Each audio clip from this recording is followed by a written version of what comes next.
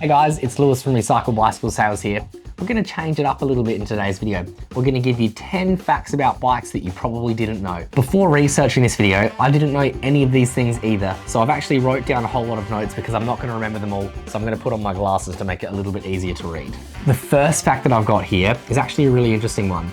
The first ever bicycle was invented in 1817 by a German bloke named Carl von Drais. His bike, which was called the Dracaene, had no pedals, no cranks, no chain. You literally pushed along like a Flintstones car.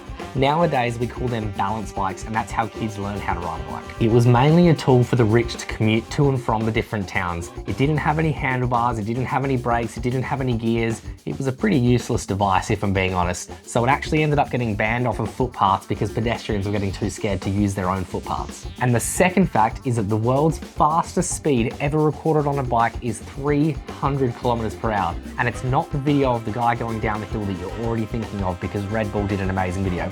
This is actually back in 2018, a lady named Denise. In 2018, Denise, I can't pronounce her last name, used a technique called motor pacing, which we actually still use nowadays in racing and in training. Motor pacing is when you're sitting in behind a vehicle, usually one that has a motor, whether it's a motorbike or a car, and you're able to get a draft from them. So she was actually sitting in like a caravan sort of area, and she was sitting in behind it so that there was no wind getting in her way. That meant that she was still able to keep pedaling at 296 kilometers per hour. Can you imagine the size of the chainring on her bike? It would have been bigger than this table, so she could still be pedaling at almost 300 k's an hour. So she was actually riding along behind a modified drag car. It was actually a jet drag car as far as I'm aware. So she was able to get a really good draft from the wind. Have a look at this 10-second clip and be amazed.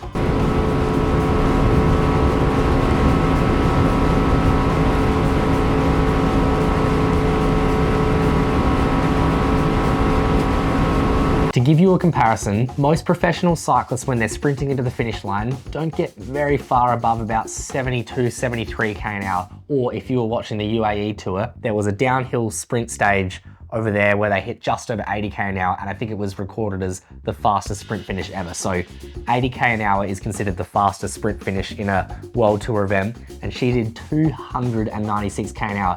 That's what Max Verstappen does out on the racetrack. And one that might not shock you is that there are more bikes than cars in the world. And an interesting fact that I found when researching this is since World War II, there has been almost double as many bicycles made than cars. Some famous European cities that you've already heard of, like Amsterdam and Copenhagen, actually have more bikes riding around than cars. I would argue that they've probably got some of the healthiest people and the happiest citizens. And even in cities with fewer cyclists, bike commuting is even more sustainable for the environment. So way to go, Amsterdam and Copenhagen. Okay, this one's pretty shocking. The longest ever bike is longer than a Boeing 737, a big plane that you fly interstate with. This 41-meter monstrosity was made by a group of Australian engineers because they wanted to break the world record. They actually managed to make it sturdy enough so that somebody could ride it. But can you imagine trying to ride a, 41-meter long bike?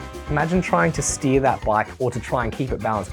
41 meters long, that's ridiculous. All these mountain bikers that are saying that mountain bikes are too long these days, imagine riding one of them down the trail. Back in the day, the Tour de France rules were crazy. The first Tour de France back in 1903 was nothing like what we watch today. Back in the day, riders had to fix their own bikes on the side of the road. They didn't have mechanics or tin cars that would follow them. So if they got a flat tire, if they broke a wheel, they had to repair it. There's even stories of them re-welding bikes in towns. If you broke it between two towns, you'd have to carry the bike to the next town, or sometimes it might be smarter to turn around and go back to that town because it's closer. Back then, some stages were over 400 kilometers long, and riders would spend 17 hours riding their bike that day. If you've ever done a Gran Fondo, imagine trying to do 4 of them in one day, and then having to do it again the next day. They also used to drink beer and wine during the race because they thought it would help give them a bit of energy.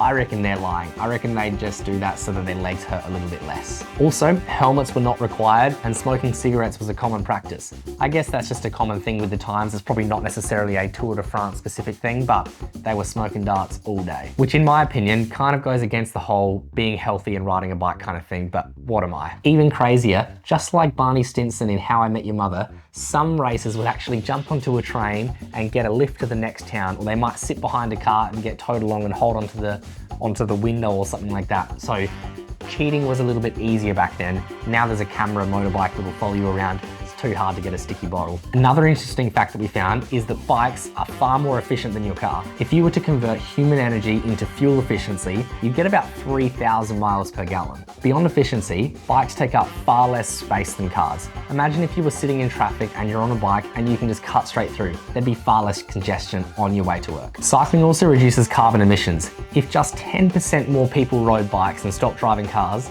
our CO2 emissions would reduce heaps. If more cities invested in cycling infrastructure, we'd have less congestion, lower pollution, and we'd make commuting much more sustainable. And a good one that all us cyclists want to hear is that cycling can help you live longer. Research shows that regular cyclists live 2 to 5 years longer. Cycling is a great cardiovascular exercise. It helps keep your heart strong, your blood pressure low, and will help you avoid some diseases like diabetes. Unlike running, which can put a lot of strain on your joints, cycling is a low impact sport. That means that it's really good for all ages. Plus, studies show that people who cycle regularly feel happier because they have more endorphins that are released through exercise. So if you want to boost your health, mood, and lifespan, jumping on a bike is one of the best things you can do.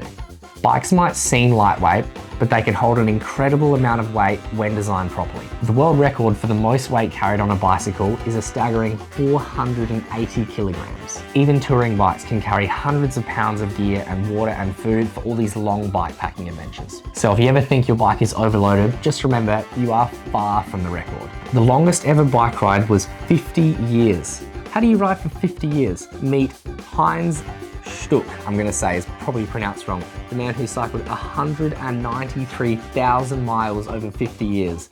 Man, I hope he stopped for water at some point. Stutsch from Germany started his cycling journey in 1962 and traveled to almost every country in the world on his bicycle.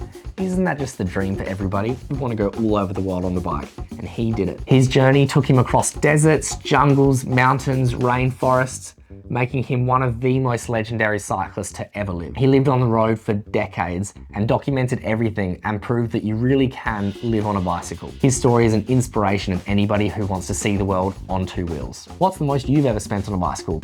Well, it's probably nowhere near $500,000. The world's most expensive bicycle costs more than a Lamborghini. It was called the Trek Butterfly, and it was actually made for Lance Armstrong. It was covered completely in butterfly wings, which, while controversial, is the reason why it was worth so much money. Other expensive bikes can include gold-plated one-of-one type of bikes, or even just fancy high-end carbon fiber ones. For most of us, a good bike doesn't need to cost nearly that much, but it's interesting to see how far the luxury market will go. Isn't all of that just crazy? There are so many interesting facts in there that I didn't even know before I started researching this video. If there's some crazy facts that you know about cycling that you reckon somebody might be interested in, let us know in the comments below. Otherwise, I'm going to say thanks for watching, and we'll see you in the next video.